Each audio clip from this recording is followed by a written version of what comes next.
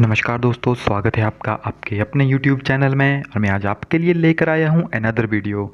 जैसे कि आपको पता है, हमारा 7th चैप्टर शुरू हो चुका है। कल इंट्रोडक्शन एंड बेसिक डिटेल्स जो भी थी वो हमने आपके साथ स्टडी की थी। तो आज हम प्रॉपरली थ्योरीज़ के ऊपर चल रहे हैं। तो हमारे पास फर्स्ट थ्योरी आती है मल्टीपल इंटेलिजेंस थ्योरी, जो किसने दी थी 1983 में। हॉवर्ड गार्डनर ने ये थ्योरी आपके पास दी थी। तो आइए जानते हैं इन्होंने इस थ्योरी में क्या कहा था और कितने स्टेजेस में ये थ्योरी बताई गई थी। एंड काफ़ी इंपॉर्टेंट थ्योरी है, ऑलवेज यहाँ से क्वेश्चंस आते हैं। ये वीडियो आपके लिए, जो हम वीडियोस डालते हैं वो टैट हो, सी टैट हो, या आपके पास कोई और टीचिंग से रिलेटेड टेस्ट हो जिसमें साइकोलॉजी पूछी जाती है, सभी में जो आपके पास मल्टीपल इंटेलिजेंस थ्योरी से रिलेटेड क्वेश्चन आता है, उसकी स्टेजेस से रिलेटेड क्वेश्चन पूछा जाता है।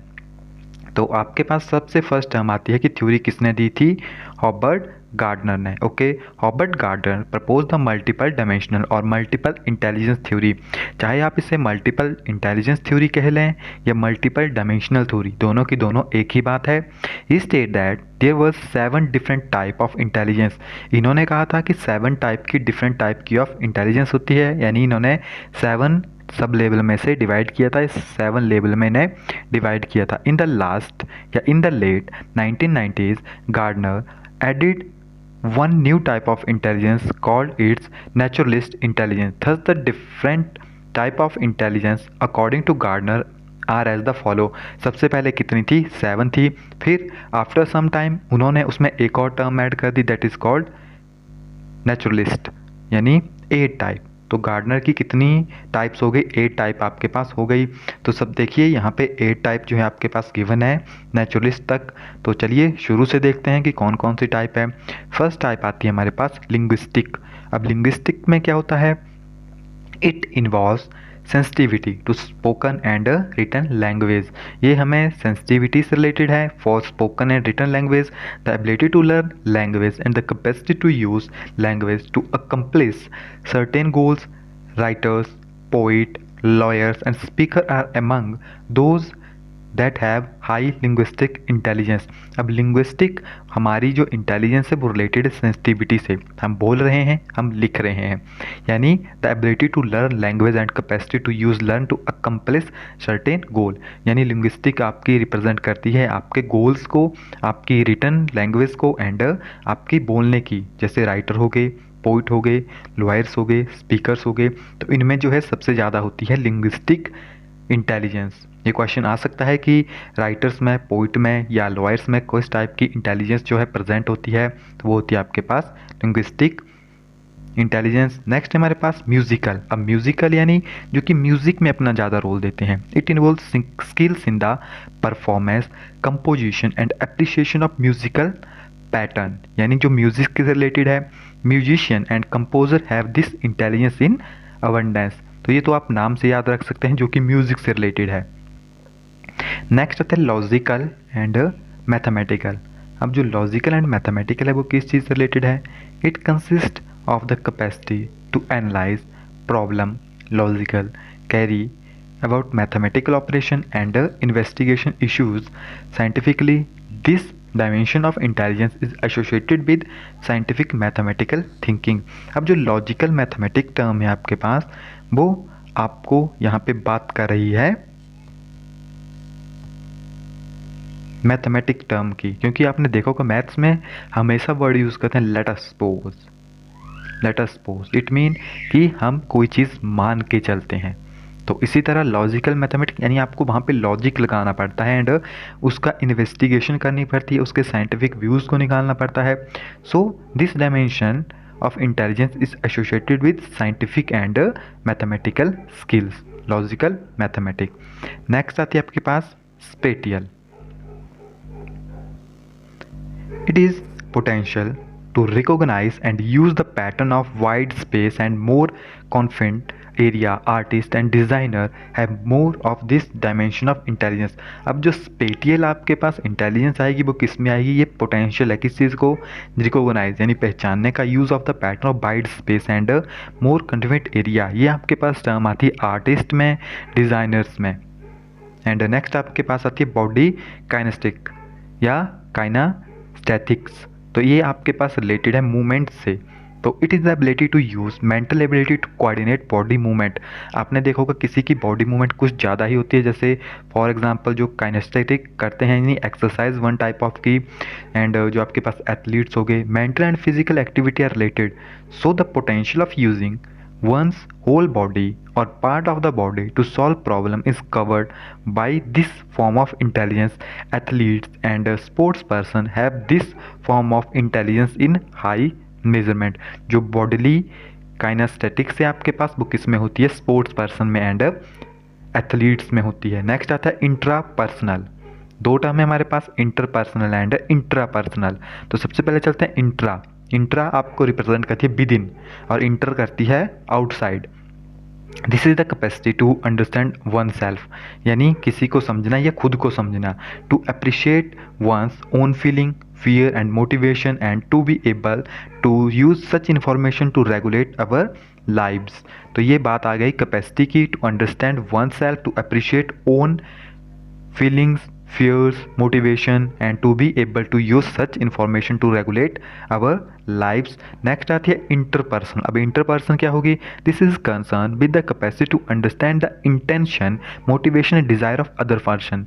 इंट्रा में खुद को समझना, खुद की मोटिवेशन को समझना, खुद की फीलिंग्स को समझना, एंड इंटरपर्सन में आपके पास आ गई किसी दूसरे की फीलिंग को समझना कि दूसरा आपसे क्या चाहता है, क्या उसकी इंटेंशन सही है गलत है। It allow people to work effective with other, इससे आप इजीली दूसरे को समझ सकते हैं, उसके साथ काम कर सकते हैं। Educationist, sales people, religious, political leader, counsellors all need well developed interpersonal intelligence. अब जो आपके पास एजुकेटर यानी टीचर होगा, सेल्स पर्सन होगा, आपके पास रिलीजन या पॉलिटिशियन लीडर हो गए, काउंसलर हो गए, जो कि अपनी बात दूसरों को मनवाते हैं, इस तरह से पेश करेंगे कि वो उसकी बात मान लें, तो ये आपके पास आती है इंटर पर्सनल में।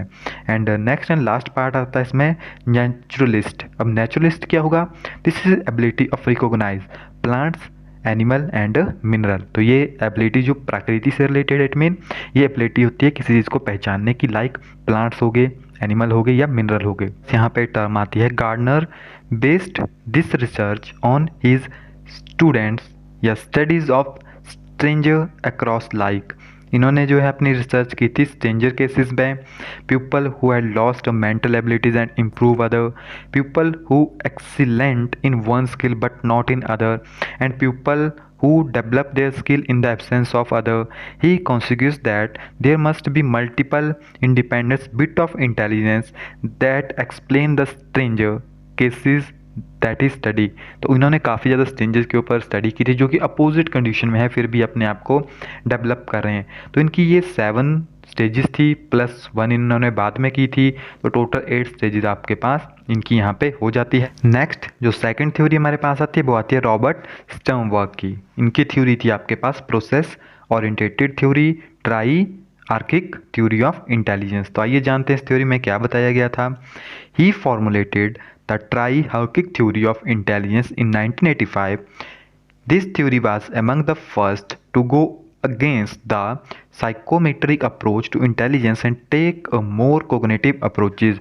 अब जो tri-hierarchic theory of intelligence है जो कि रॉबर्ट स्टर्नबर्ग ने दी थी, ये आपके पास आती है फॉर cognitive approach के ऊपर। इन्होंने कहा था, he said that intelligence is how well an individual deal with environment changes throughout one life span. Sternberg theory compare 3 part which are as follow. तो इन्होंने कहा था कि हमारे लाइफ के एक्सपीरियंस के थ्रू, एनवायरनमेंट के थ्रू हम अपने बिहेवियर को, अपने इंटेलिजेंस को बदलते हैं, तो वो उसके बेसिस के ऊपर उन्होंने एक्सप्लेन की थी।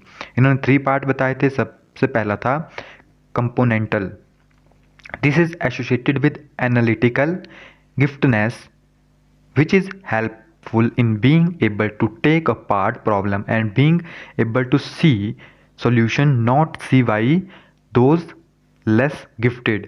अब इन्होंने इसमें बात की थी कंपोनेंटेड कि जो गिफ्टेडनेस यानी पहले से गिफ्टेड बच्चे होते हैं जिनका आईक्यू लेवल पहले ही आई होता है, जिनकी इंटेलिजेंस शुरू से ही काफ़ी ज़्यादा तेज होती है, which is helpful in being able to take a part of problem, और वो ईजिली जो है हर एक प्रॉब्लम को सॉल्व कर सकते हैं।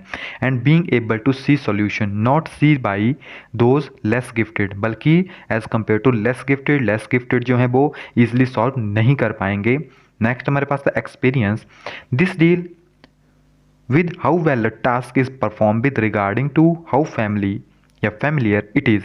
अब ये एक्सपीरियंस या एक्सपेरिमेंटली ये बात डिपेंड करती है कि जो भी हमने टास्क लिया है हमने उसको किस तरह से परफॉर्म किया है या हम उसे कितना जानते हैं। अगर हमने पहले वो टास्क किया होगा तो हम ईजिली उस टास्क को कर लेंगे, दैट इज़ कॉल्ड एक्सपेरिमेंटली। कि अगर पहले किया है तो हम ईजिली उसको आगे कर लेंगे, यानी अगर हम उसके साथ फैमिलियर हैं। Whether it is a nobility not done before or automatically done many time earlier and can be performed without much thinking। कि अगर पहली बार कर रहे हैं तो टाइम लगेगा, गलत हो सकता है, दैट इज कॉल्ड एक्सपेरिमेंटली, यानी लर्निंग बाई डूइंग भी आप इसे समझ सकते हैं। एंड थर्ड इनका पार्ट आता है प्रैक्टिकल और कंटेक्चुअल। तो this deal with the mental activity involve in reaching fitted to context. कि ये मेंटल एबिलिटी है कि किस तरह से आप फिट हो रहे हैं टू कंटेक्स्ट में through the three process of adaptation, shaping and selection. Individual create an idea fit between themselves and their environment. This type of ability is often refer to be street smart. Practical यानी practical way में आप अपने environment में किस तरह से जो है पार्टिसिपेट कर रहे हैं। ये कुछ टर्म्स होती है, जैसे स्ट्रीट स्मार्ट आ गया, तो पूछ सकते हैं कि स्ट्रीट स्मार्ट जो है किस थ्योरी में बताया गया है।